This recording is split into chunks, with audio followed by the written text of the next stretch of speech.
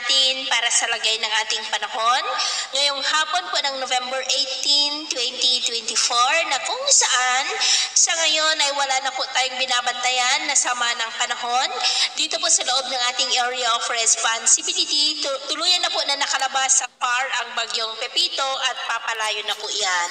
Amihan na po ngayon o malamig na hangin na mula dyan sa taas ang umiihip dito po sa northern part ng Northern Luzon at easterlies naman o mainit na hangin na mula sa silangan o Pacific Ocean ang umiihip naman sa silangan po ng ating bansa. At sa ating long range forecast ay wala pong bagyo na nakikita na tatawid dito sa ating bansa for the next 5 to 7 days o hanggang po sa matapos ang buwan na ito ay storm free po tayo.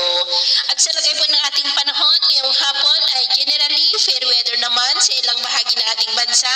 pero may tsansa ng cloudy skies with isolated rain sa malaking bahagi ng Mindanao, extreme northern Luzon at mainland ng northern Luzon, naging po sa ilang bahagi ng Laguna, Batangas, Mindoro provinces, Bicol region, Samar at ilang bahagi ng Leyte at Cebu. At mamayang gabi, posible pa rin ang mga isolated rain sa ilang bahagi ng ating bansa kaya mag-ingat po tayo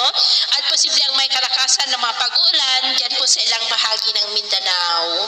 At sa atin naman po mga baybayin, dahil po sa pinagsamang epekto ng bagyo at saka po ng amihan, ay iwasan na muna natin ang papalaot po sa seaboard ng Batanes, Babuyan Islands, buong seaboard ng Northern Luzon, maging po sa seaboard ng Pangasinan dahil ang mga alon dyan ay posible po na aabot